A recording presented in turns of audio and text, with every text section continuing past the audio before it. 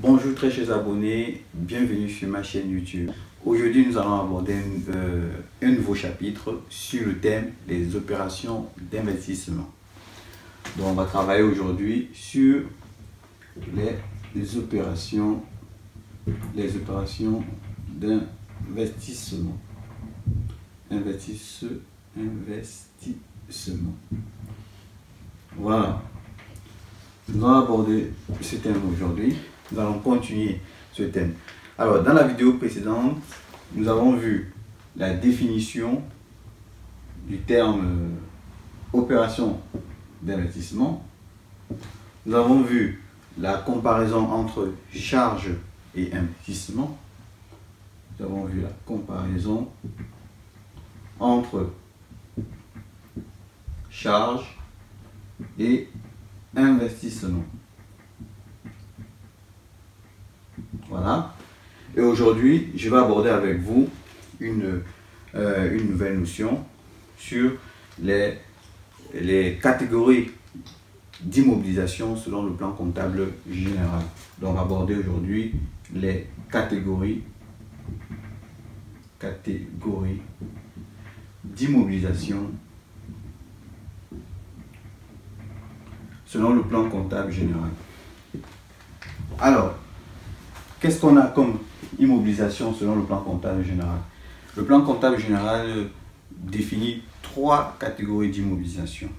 Premièrement, on a les immobilisations incorporelles. Deuxièmement, on a les immobilisations corporelles. Et enfin, les immobilisations financières. Donc, ici, on a immobilisation incorporelle, les immobilisations corporelles et enfin les immobilisations financières. Voilà. Nous allons aborder ici nous allons aborder en détail chaque particularité des différentes immobilisations. Nous allons commencer par les immobilisations incorporelles. Alors, pour ceux qui sont en train de regarder cette vidéo, moi je vous recommande d'aller chercher votre plan comptable général. C'est un tout petit cahier comme ça qui liste l'ensemble des comptes à utiliser, les comptes d'une société, c'est-à-dire les comptes de la classe 1 à la classe 7, que vous pouvez évidemment retrouver dans ce petit document. Et dans la classe 2, on parle des immobilisations. Donc à chaque fois, vous allez voir la progression de ce que nous allons dire et comprendre comment cela fonctionne. Donc n'hésitez pas à aller rechercher votre plan comptable général et de l'ouvrir pour pouvoir comprendre au fur et à mesure. Alors, nous allons aborder ici les immobilisations incorporelles. Donc, les immobilisations incorporelles. Qu'est-ce que c'est qu'une immobilisation incorporelle en termes de définition? Voilà. En termes de définition, qu'est-ce que c'est? Alors, une immobilisation incorporelle se différencie, je dis bien, elle se différencie l'immobilisation incorporelle aux immobilisations corporelles et aux immobilisations financières. Donc, l'immobilisation incorporelle est donc un actif sans substance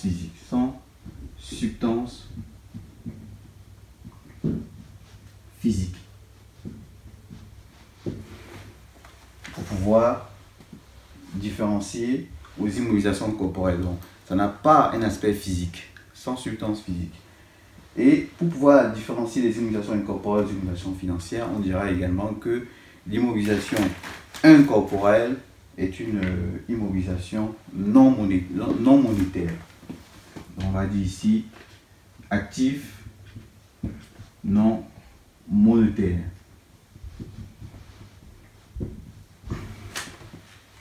Donc, voilà en gros la définition d'immobilisation incorporelle.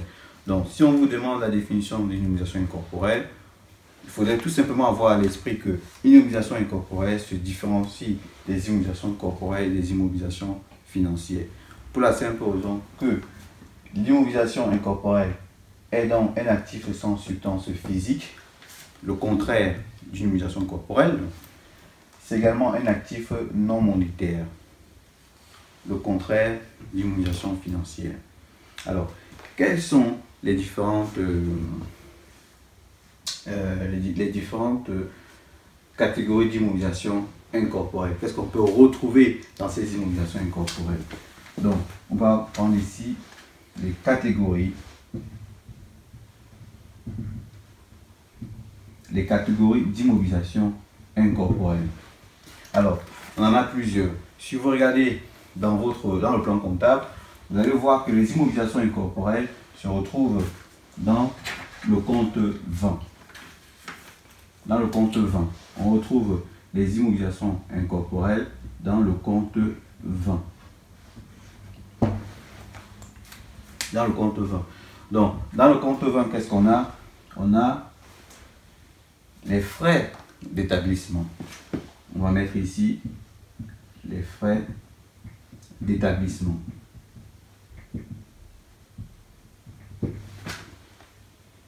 On a les frais d'établissement.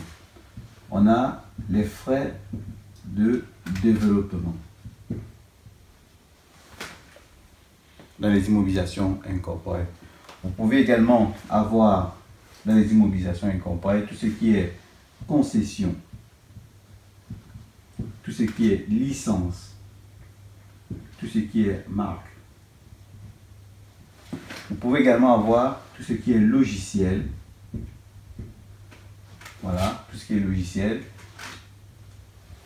Tout ce qui est procédé. Donc les procédés, les différentes méthodes. Vous pouvez avoir ça dans le compte concession. Et enfin, on a aussi ce qu'on appelle ici le droit au bail. Le droit au bail. On a également ce qu'on appelle le fonds commercial. Voilà. Il y avait également ce qu'on appelle le fonds commercial. Donc, voilà les différentes catégories des immobilisations incorporelles qu'on peut retrouver. Si vous prenez votre plan comptable comme celui-ci qui est le mien, vous allez voir que dans la classe 20, on a ce qu'on appelle les immobilisations incorporelles. Dans les immobilisations incorporelles, vous avez bien tout ce qu'on a vu à citer ici. Les frais d'établissement qui figurent dans le compte 21. Le compte 20 et 1, je veux dire, dont 201. Les frais d'établissement qui figurent dans ce compte. Vous avez également des concessions, droits similaires, licences, marques, brevets, logiciels et droits et valeurs assimilés qui figurent ici dans un compte de la classe 205. Donc tout ça figure dans un compte de la classe 205. Vous avez le droit au bail qui figure dans le compte de la classe 206 et le fonds commercial qui figure dans le compte 207. Les frais de développement qui figurent dans le compte 203. Donc, voilà les différentes catégories des immobilisations incorporelles. Maintenant, quel est l'aspect comptable de ces immobilisations incorporelles? Comment comptabiliser ces immobilisations incorporelles? Est-ce que ces immobilisations viennent en charge automatiquement ou en immobilisation automatiquement? C'est ce que nous allons voir ici, l'aspect comptable de ces immobilisations incorporelles.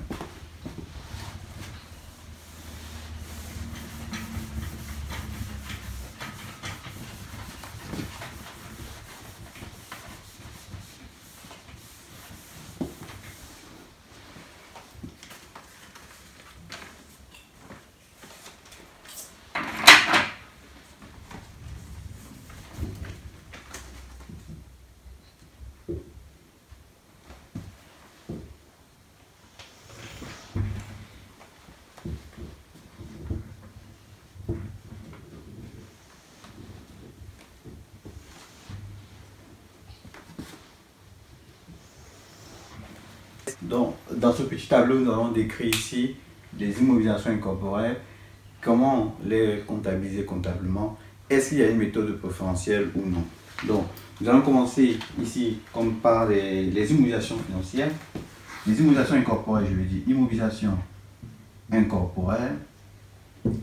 On a comme immobilisation incorporelle les frais d'établissement. Les frais d'établissement que vous allez retrouver dans le compte 201, les frais d'établissement. Méthode de comptabilisation. Alors, d'abord, la définition, si vous voulez. La définition, c'est quoi? Les frais d'établissement, ce sont les dépenses qui conditionnent l'existence et le développement de l'entreprise.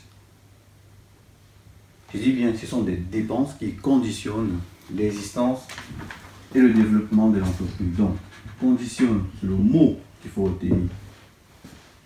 Ou bien, le verbe qu'il faut retenir si vous voulez. Qui conditionne l'existence et le développement de l'entreprise. Qui conditionne l'existence et le développement de l'entreprise. Autrement dit, il ne s'agit pas ici des dépenses liées à l'activité de l'entreprise. Ce sont les dépenses de création de l'entreprise, si vous voulez. On peut mettre ici ou des dépenses de création de l'entreprise. Donc, c'est grâce à ces dépenses que l'entreprise existe. Ces dépenses-ci n'ont aucun lien avec les biens, les dépenses liées aux biens et services de l'entreprise. Non. C'est grâce à ces dépenses que l'entreprise existe. On peut avoir comme exemple ici, si vous voulez, comme exemple de frais d'établissement, on peut avoir ici des frais de constitution d'entreprise. Donc, on peut mettre ici des frais de constitution. Vous pouvez également avoir les frais de premier établissement. Voilà. Les frais des premiers établissements. Donc, sans ces dépenses-là, l'entreprise n'existera pas. Donc, vous voyez que lorsque ces dépenses-là sont engagées, il n'y a pas encore l'activité de l'entreprise, il n'y a pas encore la production de biens et services, l'achat-vente, il n'y a pas encore ça. C'est juste parce que l'entreprise doit exister que ces dépenses sont constituées. Donc, ces dépenses-là, on dit que ça conditionne l'existence et le développement de l'entreprise.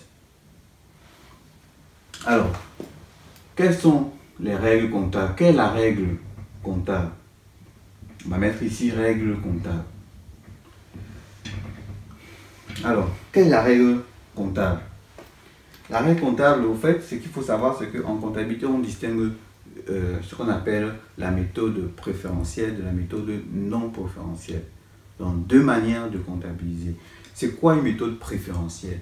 La méthode préférentielle, c'est celle qui permet à l'entreprise, c'est celle qui donne la meilleure information financière à l'entreprise.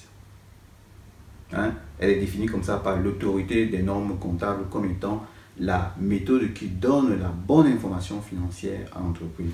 C'est ce qu'on appelle ici la méthode préférentielle. Donc, il faut faire donc un distinguo entre méthode préférentielle et la méthode non préférentielle. Voilà. Et la méthode non préférentielle. Alors, comment sont comptabilisés les frais d'établissement? Les frais d'établissement, on dit ici l'autorité des normes comptables. L'autorité des normes comptables qu'on appelle ANC, qui sont écrits nommés ANC. L'autorité des normes comptables dit ceci, que la méthode préférentielle ici, c'est de comptabiliser les frais d'établissement en charge. Donc, qu'est-ce qu'on aura ici? On aura ici méthode préférentielle. Méthode préférentielle sera la comptabilisation des dépenses en charge. Voilà. C'est la méthode préférentielle. Comptabilisation des dépenses en charge. Comptabilisation des dépenses en charge. Ça, c'est la méthode préférentielle. Et la méthode non préférentielle. La méthode non préférentielle, c'est quoi? C'est la méthode non préférentielle, c'est la comptabilisation à l'actif. Donc, si vous ne mettez pas en charge, vous mettez à l'actif qui est une méthode non préférentielle, qui est l'inscription de ces dépenses à l'actif. Voilà. Donc, si vous mettez à l'actif, cela signifie que vous devrez normalement amortir ces dépenses. Donc, d'où la constatation des amortissements.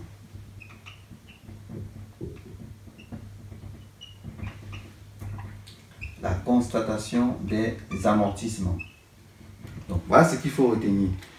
C'est que une entreprise doit donc choisir soit utiliser la méthode préférentielle, soit la méthode non préférentielle. Si l'entreprise choisit la méthode préférentielle, elle doit comptabiliser les frais d'établissement en charge. Si elle ne choisit pas cette méthode, c'est-à-dire qu'elle va faire une option. Elle doit faire une option. Alors, le choix de la méthode non préférentielle est une option, c'est-à-dire qu'il faudrait écrire au service des impôts que pour les frais d'établissement, vous optez la mettre à l'actif du bilan. Ok? Donc, la méthode préférentielle, ici, la méthode préférentielle n'est pas une option. Ça veut dire que lorsque vous faites le bilan, vous n'avez pas besoin d'écrire une lettre au service des impôts pour dire que vous avez choisi cette méthode. Mais si vous choisissez la méthode non préférentielle, il faudra faire obligatoirement une option. Une option, c'est quoi? C'est une petite lettre que vous envoyez aux impôts qui dit que vous avez préféré pour vos actifs une méthode non préférentielle. Alors, ce qui est important aussi à retenir, c'est que le choix de la méthode est irréversible. Cela signifie que vous ne pouvez pas choisir la méthode préférentielle et revenir plus tard à la méthode non préférentielle. Et inversement, vous ne pouvez pas le faire. Si vous choisissez tous les frais d'établissement, la méthode préférentielle, il faudrait que pour tous vos frais d'établissement tout au long de la vie de la société, ça soit toujours la méthode préférentielle qui sera adoptable ou bien adoptée. Et plus tard, si vous choisissez pour d'autres dépenses, évidemment, la méthode non préférentielle, ce serait cette méthode-là qui sera poursuivie tout au long de la vie de l'entreprise. Donc, la méthode choisie est irréversible. Et si vous choisissez la méthode non préférentielle, vous êtes obligé de mettre à l'actif et donc amortir les biens. Voilà. Ça, c'est la première chose qu'il faut retenir pour les frais d'établissement. Ça, c'est la première chose. Après les frais d'établissement, nous allons voir les frais de développement, qui fait partie ici des immobilisations incorporelles. Les frais de développement. Alors, les frais de développement, vous allez retrouver ça dans le compte 203 en comptabilité. Dans le compte 203. Alors, qu'est-ce que c'est les frais de développement? Il faut savoir que les frais de développement se divisent en deux phases. Les frais de développement se divisent en deux phases. La phase de travaux et la phase de recherche, les travaux de recherche et les travaux de développement. Donc, d'une part, on a ici les travaux de recherche. Les travaux de recherche. Et plus bas, vous avez des travaux de développement. Alors, quelle est la différence? Au fait, les travaux de recherche, ce que j'appelle ici la phase de recherche. La phase de recherche ici permet ici d'obtenir de nouvelles connaissances. C'est une phase de formation. ça permet d'obtenir de nouvelles connaissances. Ça permet également d'obtenir ici de nouveaux procédés. De nouveaux procédés. Quand je parle de procédés ici, je parle de méthodes, de nouvelles méthodes dans la production, dans le projet. En général, lorsqu'on utilise les frais de développement, c'est lorsqu'on est dans un projet. Lorsque vous voulez mettre un projet en place et que vous vous retrouvez et qu'il s'agit des frais de développement, le projet a deux phases. Une phase de recherche et une phase de développement. Dans la phase de recherche ici, toutes les dépenses qui sont engagées ici permettent ici d'obtenir de nouvelles connaissances. En général, c'est lorsque vous faites des formations pour votre projet, vous vous formez dans votre projet. C'est ça qu'on appelle la phase de recherche. Cette phase permet également d'obtenir de nouveaux procédés. Et quand je parle de nouveaux procédés ici, je parle ici des méthodes, des techniques que vous mettez en place pour pouvoir améliorer votre productivité. Voilà. Donc, ici, qu'est-ce qu'on a? On a la phase de recherche. Cette phase permet ici d'obtenir de nouvelles connaissances. Donc, on va mettre ici, elle permet d'obtenir de nouvelles connaissances. C'est ce qu'on appelle la phase de formation. Ok? D'obtenir de nouvelles connaissances. Elle permet également d'obtenir de nouveaux procédés. De nouveaux procédés. Voilà. Les procédés ici dont je parle ici aux méthodes, c'est-à-dire de nouvelles méthodes. On va mettre ici nouvelles méthodes. Si vous voulez, nouvelles techniques. Voilà. D'obtenir de nouvelles méthodes ou de nouvelles techniques. Et ça, la phase de recherche. Et maintenant, lorsque vous êtes dans la phase de développement, bon, avant d'y arriver à la phase de développement, quelle est l'option comptable? Comment enregistrer ces dépenses? Comptablement, on dit que ces dépenses ils sont enregistrées obligatoirement en charge, sans possibilité d'option. Donc, la méthode préférentielle, on va mettre ici la méthode préférentielle, c'est les charges. C'est la comptabilisation en charge. Il faut mettre ça comme ça. Comptabilisation en charge. C'est mieux le terme. Comptabilisation en charge. Voilà. Comptabilisation en charge. Et la méthode non préférentielle. Méthode non préférentielle. C'est quoi?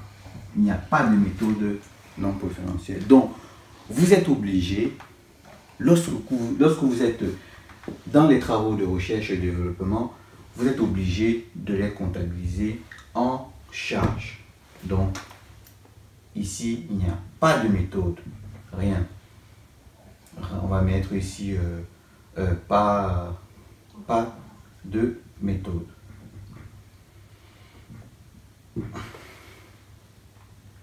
Voilà. Donc, la seule chose à faire, c'est celle-là, mettre en charge. Voilà. Maintenant, lorsque vous vous trouvez dans les travaux de développement, qu'est-ce que c'est que les travaux de développement? Au fait, les travaux de développement, ce sont des travaux qui vous permettent ici de développer, de créer de nouveaux produits ou de nouveaux services. Donc, lorsque vous êtes déjà dans cette phase de développement, cela signifie que vous êtes capable de créer de nouveaux produits ou de nouveaux services grâce aux connaissances que vous avez eues plus haut, grâce aux nouveaux procédés ou aux nouvelles méthodes que vous avez acquis un peu plus haut. Donc, dans cette phase ici, lorsque vous vous retrouvez dans cette phase, cela signifie que le projet que vous avez mis en place a des sérieuses chances de réussite technique et de rentabilité commerciale. Donc le projet ici a forcément des sérieuses chances de réussite technique et de rentabilité commerciale. Donc, qu'est-ce qu'on va mettre ici? On va dire ici que le projet a des sérieuses chances de réussite technique et de rentabilité commerciale. Donc, sérieuses chances de réussite technique et de rentabilité commerciale. Voilà. Et de rentabilité commerciale. Donc, à chaque fois que vous faites des dépenses dans cette phase, vous êtes déjà dans la capacité de pouvoir produire le produit ou le service. Ça, c'est la première chose que vous allez retenir. Et dans cette phase-là, le projet a de sérieuses chances de réussite technique et de rentabilité commerciale. Donc, nous pouvons donc conclure en disant que dans la phase des travaux de développement, le projet a de sérieuses chances de réussite technique et de rentabilité commerciale. Le projet a de sérieuses chances de réussite technique et de rentabilité commerciale. Et si c'est le cas, comment on les comptabilise? Comment on les comptabilise si c'est le cas? On nous dit ici, s'il faut les comptabiliser, la méthode préférentielle c'est quoi? La méthode préférentielle, c'est la comptabilisation à l'actif. Donc ici, les dépenses à comptabiliser,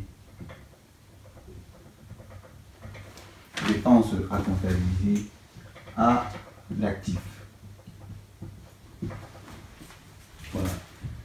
Dépenses à comptabiliser à l'actif. Et la méthode non préférentielle,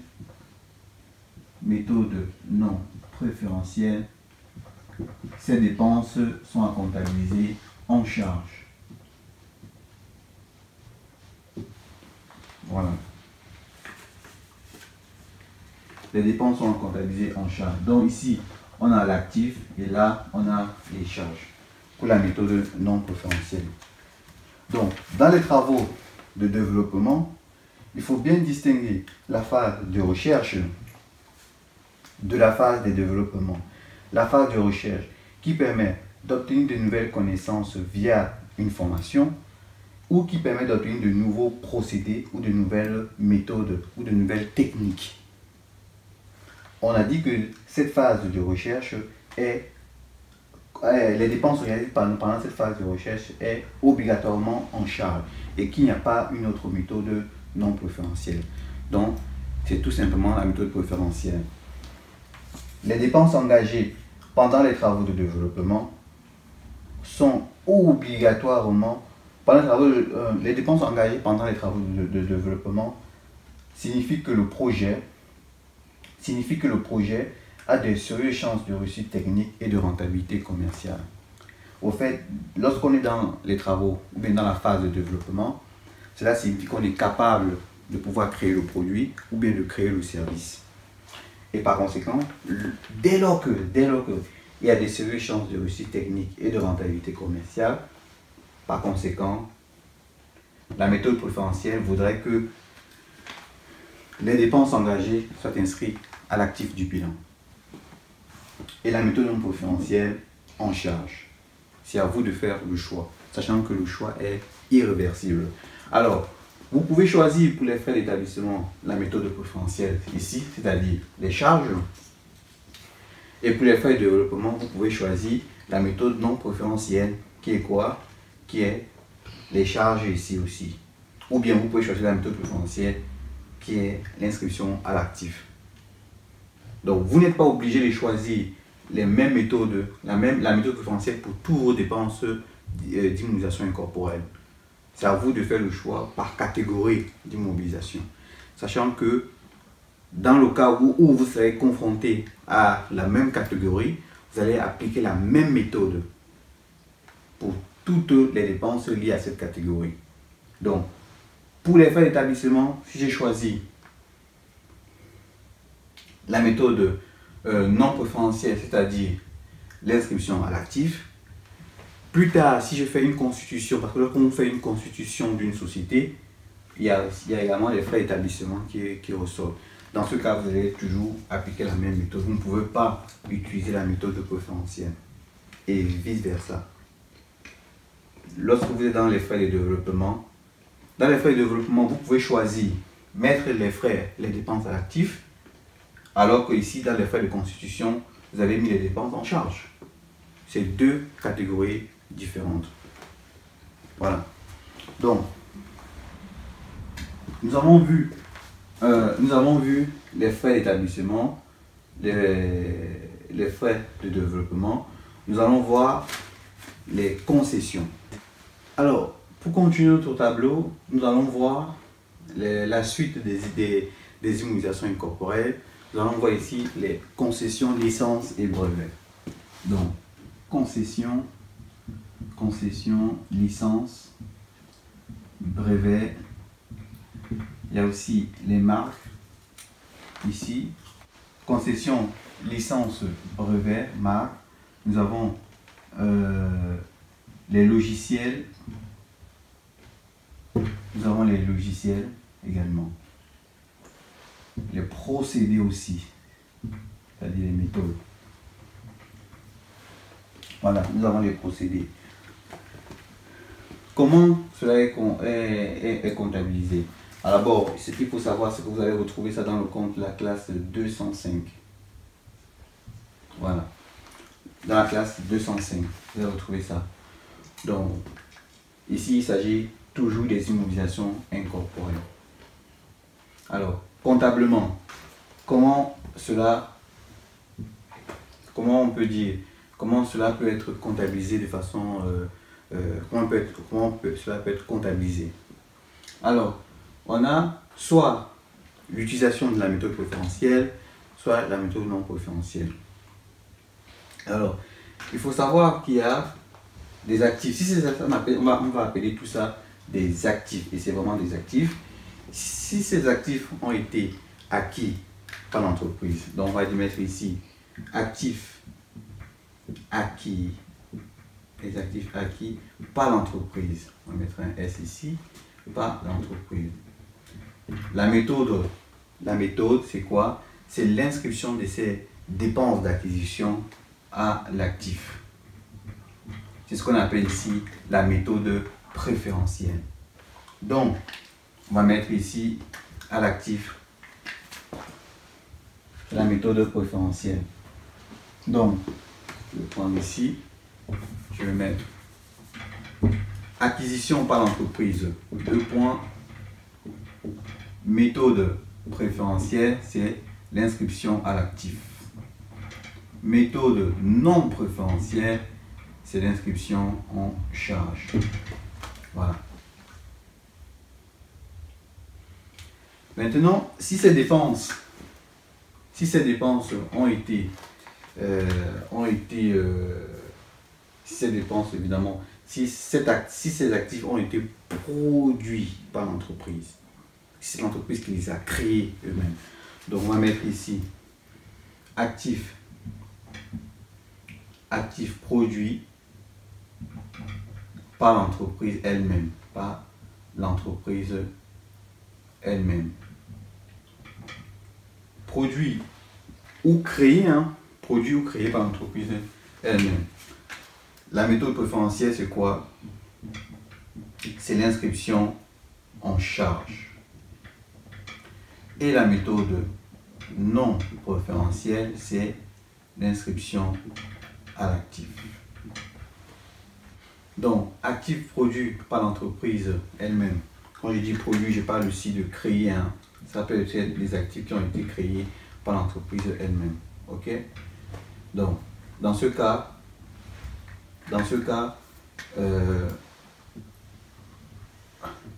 Dans ce cas, la méthode préférentielle sera la charge et la méthode non préférentielle, ça sera l'inscription à l'actif.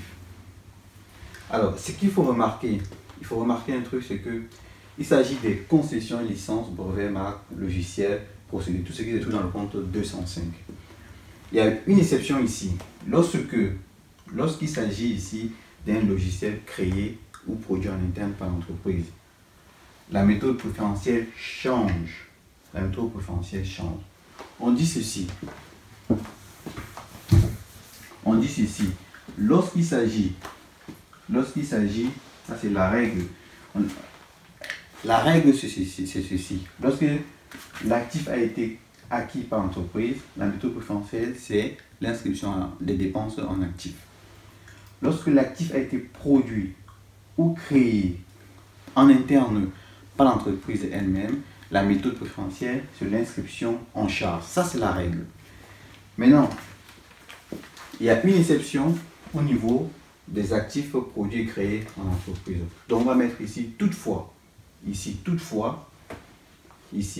s'il s'agit d'un actif, d'un logiciel, donc si l'actif ici est un logiciel créé en interne, on va mettre ici donc logiciel. On va mettre s'il s'agit d'un logiciel créé ou produit en interne, d'un logiciel créé ou produit par l'entreprise elle-même ou en interne,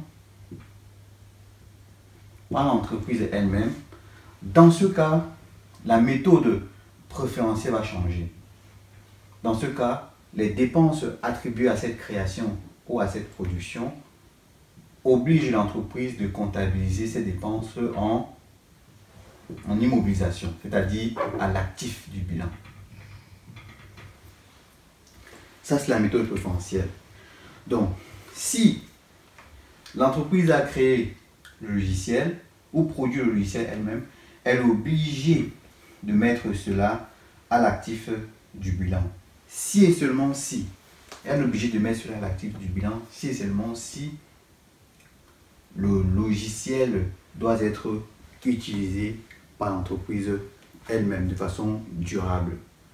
Si l'entreprise manifeste sa volonté de poursuivre la production du logiciel, si le projet a des sérieuses chances de réussite technique et de rentabilité commerciale. Donc, à l'actif, si et seulement si le projet a des sérieuses chances de réussite technique et de rentabilité commerciale. Donc, pour faire simple, on va faire comme ça. Donc, logiciel créé ou produit par l'entreprise elle-même, 2 points. Méthode préférentielle, c'est l'inscription à l'actif. L'inscription à l'actif, méthode préférentielle. Mais pour pouvoir inscrire les dépenses de ce logiciel à l'actif, il faudrait que le projet ait des sérieuses chances de réussite technique et de rentabilité commerciale. Donc, sérieuses chances de réussite technique. On va mettre ici des sérieuses chances de réussite technique et de rentabilité commerciale. Voilà. Il faudrait que l'entreprise manifeste sa volonté de poursuivre le projet, c'est-à-dire la création. L'entreprise manifeste sa volonté de poursuivre le projet, c'est-à-dire la création du logiciel ou sa production. Il faudrait que le logiciel soit utilisé de façon durable par l'entreprise. Donc, logiciel utilisé de façon durable, c'est-à-dire sur plusieurs exercices par l'entreprise. C'est ce qu'il faut donc retenir pour pouvoir comptabiliser cela à l'actif. Si ces conditions ne sont pas remplies, le logiciel créé et produit par l'entreprise est donc mis où? Est donc comptabilisé en charge. Donc on aura ici donc méthode non préférentielle des charges. Et c'est là où on va mettre cette dépense. Donc, dépense. Et ça, c'est si et seulement si. C'est si et seulement si les conditions suivantes ne sont pas réunies. Si ces conditions ne sont pas réunies, ça ne sert à rien de comptabiliser dans la méthode, sur la base de la méthode préférentielle, c'est-à-dire actif, mais on va mettre ça plutôt dans les charges, selon la méthode non préférentielle. Donc, qu'est-ce qu'on voit? On voit donc que le logiciel, les concessions de licence, brevets, marques et logiciels produites en interne par l'entreprise. La méthode préférentielle voudrait qu'on la mette en charge. Ça, c'est la méthode préférentielle. Il faudrait qu'on la mette en charge. OK? Cependant, s'il s'agit d'un logiciel qui a été créé en interne par l'entreprise et que ce logiciel et que ce projet a des solutions de ressources techniques et de rentabilité commerciale et que l'entreprise manifeste sa volonté de continuer le projet et que l'entreprise manifeste également sa volonté d'utiliser ce projet de façon durable. C'est-à-dire que le logiciel doit servir l'entreprise sur plusieurs exercices comptables. Dans ce cas, on ne comptabilise pas les dépenses en charge comme c'était prévu dès le départ, mais plutôt à l'actif. Mais si ces conditions ne sont pas réunies pour ce logiciel, on va comptabiliser ça en charge. En charge. OK? Donc là, c'est le distinguo qu'il faut faire seulement au niveau du logiciel. Ça, c'est l'exception. La règle, c'est l'exception. On va mettre ici exception. Exception pour le logiciel, pour le logiciel. Mais sinon, dans les autres cas, c'est comme ça qu'il faut raisonner. Maintenant, on va voir la suite. La suite, c'est le fonds de commerce, le droit au bail et le fonds commercial. Le droit au bail et le fonds commercial. On va passer ici. Le droit au bail et le fonds commercial.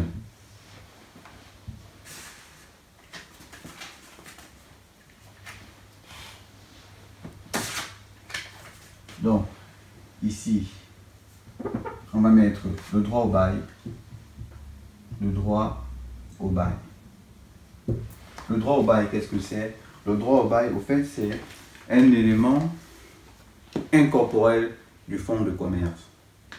C'est un élément incorporel du fonds de commerce. Donc, on va mettre ici élément incorporel du fonds de commerce. OK? Alors, ce qu'il faut comprendre, il faut bien comprendre que le fonds de commerce, c'est divisé en deux parties. D'une partie, on a les éléments corporels et de l'autre partie, on a les éléments incorporels. Et dans les éléments corporels, on peut avoir le matériel, dans les éléments corporels, on peut avoir le matériel, on peut avoir des stocks. Et dans les éléments incorporels, on a ce qu'on appelle la clientèle. La clientèle. On va mettre ici la clientèle. On peut aussi avoir ce qu'on appelle l'achalandage. Voilà. On peut aussi avoir le droit au bail. On a aussi le fonds commercial. On a le fonds commercial, le droit au bail, l'achalandage. Voilà tout ce qu'on peut aussi avoir. Il y a plusieurs choses qu'on peut avoir au niveau du fonds de commerce. On peut aussi avoir ce qu'on appelle ici l'enseigne. Voilà. on peut aussi avoir l'enseigne, on peut aussi avoir... en fait, il y a plusieurs éléments incorporels qui figurent dans le fonds, les éléments incorporels du fonds commercial. Donc, il faut bien faire la différence entre le fonds commercial, le fonds de commerce et le fonds commercial ainsi que le droit au bail. Il faut faire la différence entre tout ça. Voilà. Donc, le droit au bail, c'est donc un élément incorporel du fonds de commerce. Le droit au bail est une somme qui est comptabilisée. Cette somme est toujours comptabilisée à l'actif du bilan. Donc, vous allez trouver ça dans la classe 206. Donc, figure à l'actif du bilan. Figure à l'actif du bilan.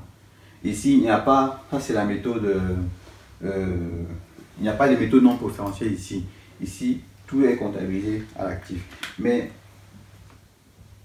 comment expliquer le droit au bail exactement? Au fait, lorsque un locataire, si on prend un exemple, on a un bailleur ici, un bailleur qui donne en location un local au locataire 1. Au locataire 1. Le bail est conclu pour une durée de 3 ans. Le locataire 1, après une année d'utilisation, eh bien, est dans la fin, après 6 mois, on va dire, après 6 mois d'utilisation de son local, veut changer de local. Il veut changer de local. Il retrouve un autre locataire à qui il cède ce local. Donc, ici, on se retrouve avec un locataire numéro 2. Un locataire numéro 2. C'est-à-dire 6 mois. Locataire 1, il a pris le bail il y a de cela 6 mois. Il cède ce local au locataire 2. Le locataire 2, avant de s'en aller, peut-être le locataire 1, il a trouvé un autre emplacement un peu plus grand et il veut aller s'installer là-bas. Donc, il cède son ancien local au locataire 2. Donc, le locataire 2 bénéficie donc des mêmes clauses que le contrat initial. Il bénéficie de la même clause. Donc, en cédant au locataire 2, le locataire 2 verse au locataire 1 une certaine somme. On appelle ça ici le droit d'éviction. On appelle ça en général le droit d'éviction. Cette somme est donc cédée au locataire 1. Le droit d'éviction, c'est ce qu'on doit comptabiliser dans la rubrique droit au bail. Ça, c'est toujours dans le compte 206. Donc, cette somme, ou bien ce droit d'éviction qui est versé au locataire 1 constitue un droit au bail pour le locataire 1. Le locataire 2, il occupe ce local, il bénéficie des mêmes clauses que dans le contrat initial et au bout de 3 ans, il peut demander même le renouvellement du contrat s'il le veut. Ok? Donc, en gros, le droit au bail, c'est ce qu'on appelle le droit d'éviction. C'est la somme qu'a reçu le locataire numéro 1 au moment de son départ. C'est la somme qui permet d'indemniser le locataire numéro 1 pour la simple raison qu'il a cédé son local à un nouveau locataire. Voilà. Et cette somme est à comptabiliser à l'actif du bilan. Ici, il n'y a pas de méthode préférentielle à l'actif du bilan. Voilà. Et enfin, pour finir ceci, on va parler du fonds de commerce. Du fonds de commerce. Donc, pour finir, on va parler du fonds de commerce. Alors, ce qu'il faut également savoir, c'est que en français, lorsqu'on parle de fonds, en fait, fonds, on peut s'écrire de deux manières en français. On a fonds qui peut être avec S et fonds qui peut être sans S. Alors, ce qu'il faut savoir, c'est que fonds avec S signifie toujours l'argent, de l'argent. Et ça s'écrit toujours avec un S. C'est un mot invariable. C'est écrit toujours avec S. Lorsqu'on parle de fonds avec un S. Maintenant, lorsqu'on parle de fonds sans S, ça peut donner deux significations. Alors, fonds sans S, ça peut être, comme on peut dire ici, le fond du magasin, le fond d'un seau. Alors, en général, c'est ça. Le fond d'un seau, on ne met pas S normalement, parce qu'on parle de la profondeur du seau. On ne met pas S. Donc, ça peut signifier deux choses. Soit la profondeur de quelque chose, soit ça peut signifier également le terme de bien. Par exemple, lorsqu'on dit le fonds, la vente d'un fonds de commerce, le fonds de commerce. Le fonds de commerce, ça veut dire la profondeur. Au fond du magasin, on n'a pas qu'une seule chose, on a plusieurs biens. C'est pour ça que si on parle de fonds de commerce, on doit toujours mettre un S pour signifier qu'il s'agit de plusieurs biens qui ont été cédés à l'intérieur. Et c'est pour ça que je vous ai dit ici, dans le fonds de commerce, on a les éléments corporels et les éléments incorporels. Donc, il y a un minimum de choses. Le matériel, les stocks.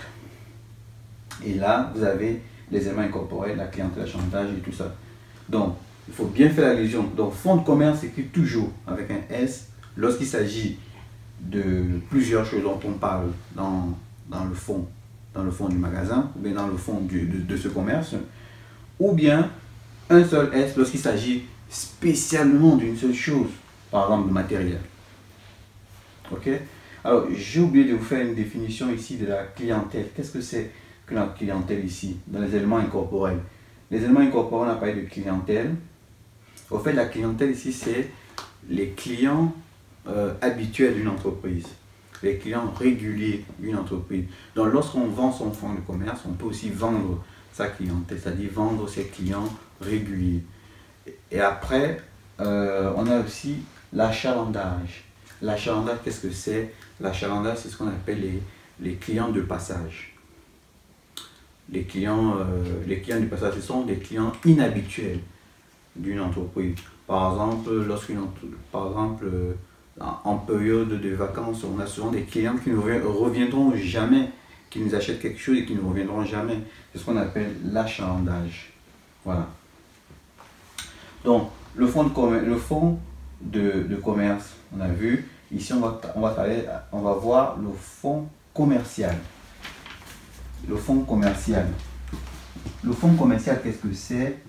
Le fonds commercial, c'est également un élément incorporel du fonds de commerce. Il se trouve dans la classe 207 du plan comptable. Voilà. Dans la classe 207 du plan comptable. Et il est également inscrit à l'actif du bilan. Et là, on n'a pas de méthode préférentielle. Donc, les dépenses générées par le fonds de commerce est mis ici à l'actif du bilan. Donc, on va mettre ici à l'actif. Comptabiliser à l'actif du bilan. Donc, le fonds de commerce à l'actif du bilan, s'il a été acquis par l'entreprise.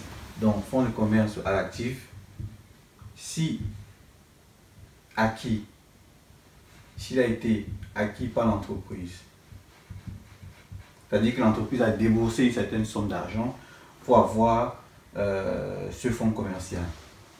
Il est en charge, le fonds commercial, il est en charge si c'est l'entreprise qui a créé son propre fonds commercial. Donc, si le fonds a été créé ou produit, c'est-à-dire ou fabriqué, pour faire le verbe produit, ou fabriqué par l'entreprise elle-même. Voilà. Créé, donc là on voit bien qu'il n'y a pas de méthode préférentielle. Il faut tout simplement savoir si ça a été acheté par l'entreprise, acquis par l'entreprise, on le met à l'actif. Si ça a été produit en interne par l'entreprise, on met ça en charge. C'est ça la comptabilisation. En gros, voilà tout ce que nous avons vu aujourd'hui. Nous avons travaillé sur les immobilisations incorporelles. Donc en gros, nous avons travaillé sur les immobilisations incorporelles. nous avons vu en détail chaque contenu et comment comptabiliser. Est-ce qu'on va mettre à l'actif ou en charge? Nous avons donné la définition d'immobilisation incorporelle. Notre vidéo prend fin ici et je vous donne rendez-vous dans la prochaine vidéo où nous allons parler des immobilisations corporelles. Merci de m'avoir suivi, mes chers abonnés. N'oubliez pas de liker la vidéo, de vous abonner et de la partager surtout. N'oubliez pas de partager la vidéo. Je vous dis merci et je vous donne rendez-vous à la prochaine vidéo. Ciao.